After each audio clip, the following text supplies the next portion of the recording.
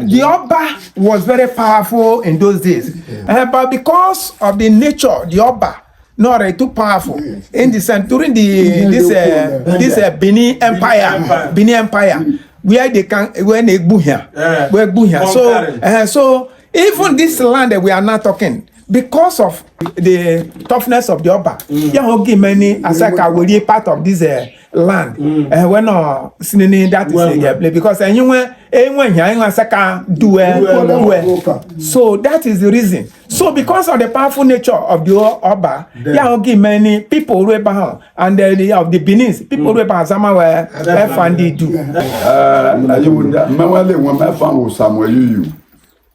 Okebaluku awile. Alasa. Ndo no ri onuma. Onu don bia.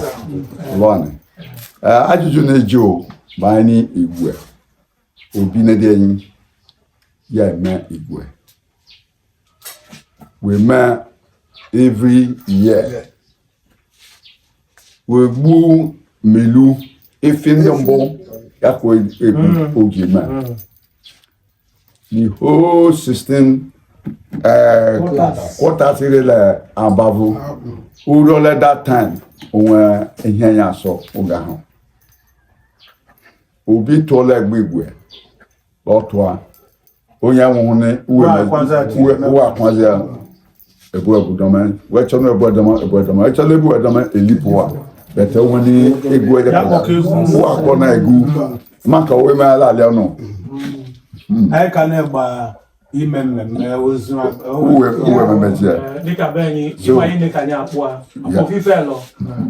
Don't you want to see Nika why I wear you. Okay. When I walk to a for Kui by name, he knows what was say. Record you, Bini. We measure. Then when I go on after 3 months, we finished the festival. That's when it could when I point, that's when I point, I'm letting you know. Oh, then that 3 months, we okay. So that you normally give you Bunedi or Nebudome after that 3 months before it to come up again. Come up again.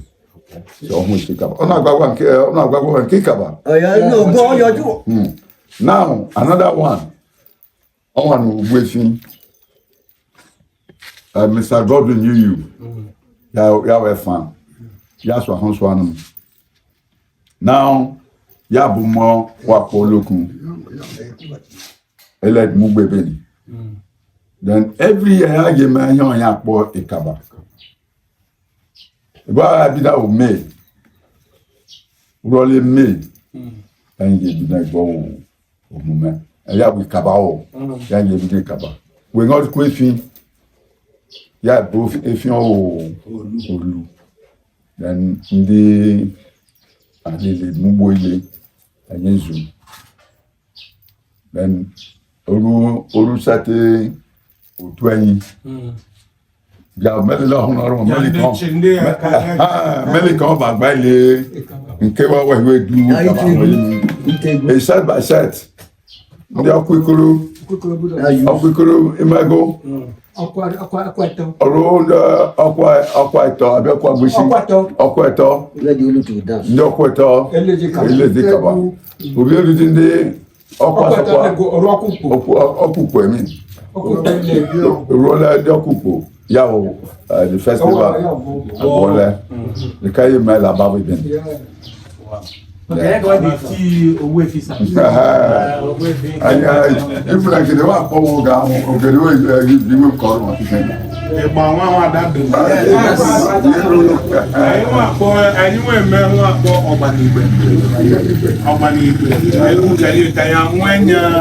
Abane ishi nke sare na weli tenf or buno zoto that's a room at ogangu je dance you know or work obo onwe efa in adamonten nnene ke una are familiar with it onwe any history or story above all the link to Ugboeka Eka, Ubeka. Ubeka.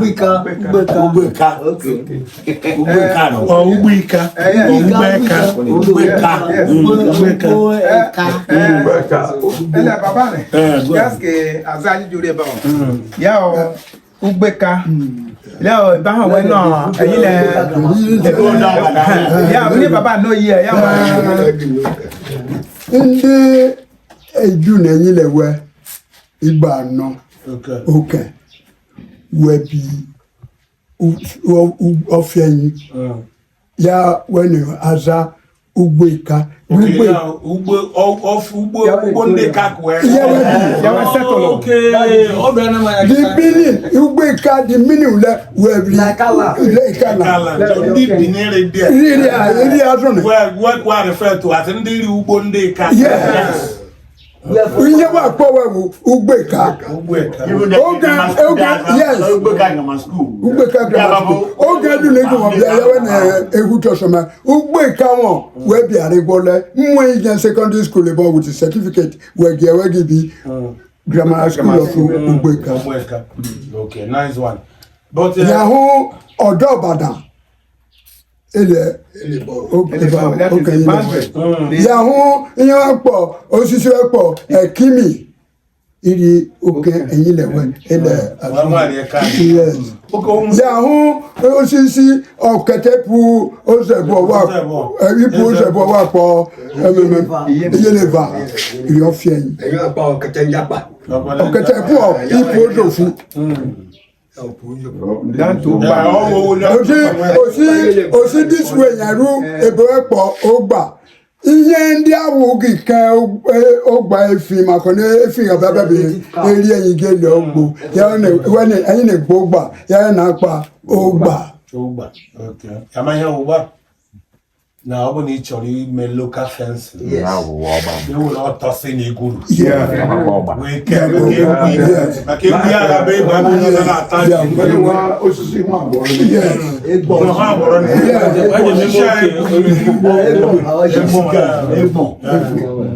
Nebiri efane dim wo namayo emare onye Jenny mare ya we fa Benin efa. But in 1975, listen, in 1975, so gange joining the primary 6. No, say I feel doing. I'm an inhumane. Why answering that name? So no, just I found my grandfather's name, Moka. Okay, Nedi Naza Moka before Nedi you want because in nowhere link with Roman.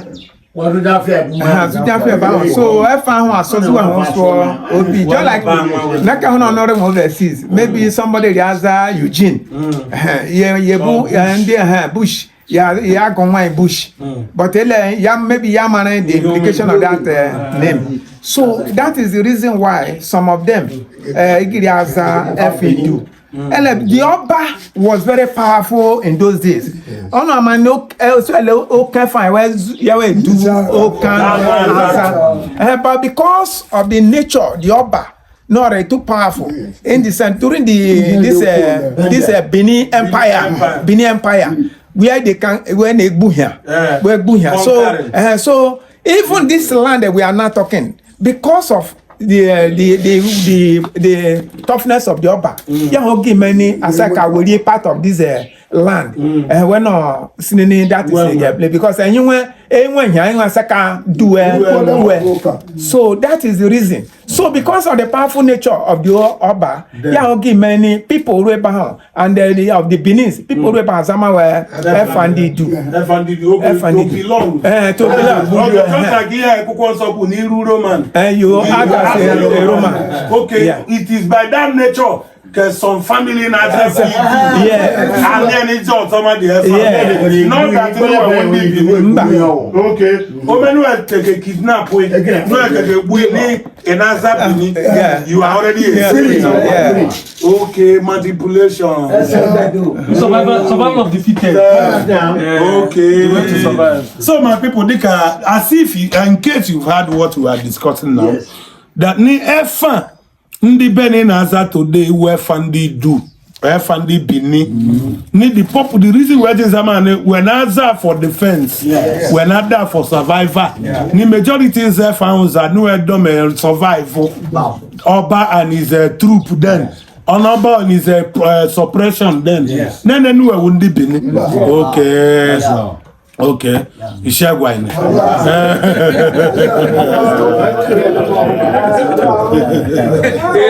It's what planning. The idea very about this the email Igwe. It's a borrowed a culture. Okay. And a culture on the Abavo. How? because he go the history only in Bini. Yahwani, where they made that culture, they made that Igwe festival. It's where in respect to one of the Obi Oba's son. On one year, so free when because I want history book written by Garewa. Yaka the Teniga, on one year, Hawagi many we get Mamma Honey festival. It is not our Abavo culture, but because everybody want to get that influence of that Bini, then they our kings now started celebrating those things. Yes. Now, Benin people are now taking it as a yardstick to lay claim. Yes. That will belong to them. What a history.